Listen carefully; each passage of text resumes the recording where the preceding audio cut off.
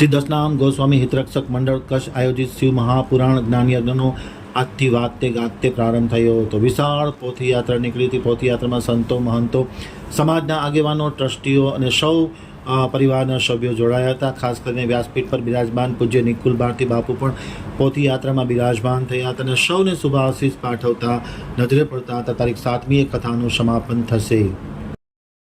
હવે જોઈએ આમતક ન્યૂઝ બ્યુરોમાંથી હિરેન ગોસ્વામીનો એક વિસ્તૃત અહેવાલ. શ્રી દસનામ ગોસ્વામી હિતરક્ષક મંડળ આયોજિત શિવ મહાપુરાણ જ્ઞાન યજ્ઞનો આજે વાતે ગાતે અને ભારે ભક્તિભાવ વાતાવરણમાં શરૂ થયો હતો.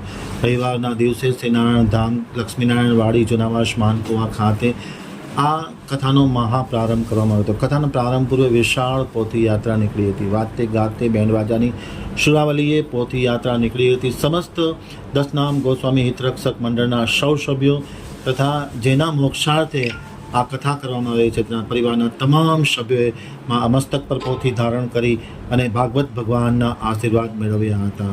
વ્યાસપીઠ પર સાવરકુંડલાના જાણીતા વક્તા નિકુલ ભારતી બાપુ બિરાજી કથાનું રસપાન કરાવશે. આજે સવારના 8:15 કલાકે માનકેશ્વર મહાદેવના મંદિર ખાતેથી વાતે ગાતે પોથીયાત્રા શરૂ થઈ હતી. ભગવાન શિવનો જયઘોષ કરવામાં આવ્યો હતો.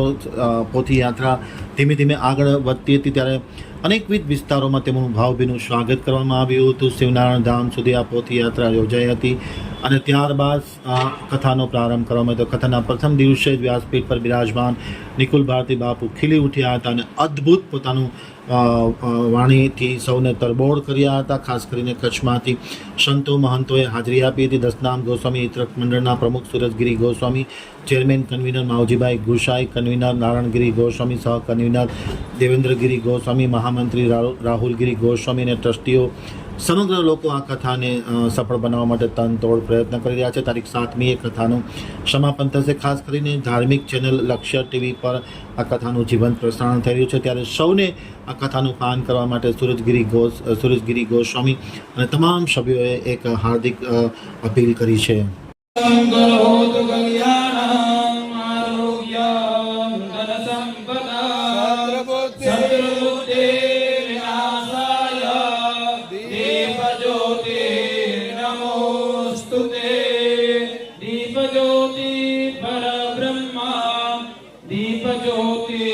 આપણો હવે કાયમ ધગધગતો રહે સમાજની સેવાના ઉત્કૃષ્ટ ભાવનાએથી અને સમાજના ઉત્થાનથી બાપ દ્રઢ સંકલ્પિત થઈ અને મહાદેવના સથવારે અને સંતોના સાનિધ્યે સંકલ્પિત થઈને આગળ ગતિ કરજો. અને બીજું માંગીએ છીએ તમારી પાસે બાપ, આજે ભેટ નહીં કેનો અને ભેટ મગો નતા પણ એટલો જરૂર મગોતા બાપ મહાદેવના છોરું છીએ. કદાચ પરિવાર સમાજની અંદર કદાચ ક્યાંક મણા ગાંઠ હોય, કદાચ ક્યાંક અપિયા હોય, કદાચ ક્યાંક અબોલા હોય, કદાચ પાવારી કરીને વેઠાયો ને બાપ છડી દીજા સાકે દઈ દીજા.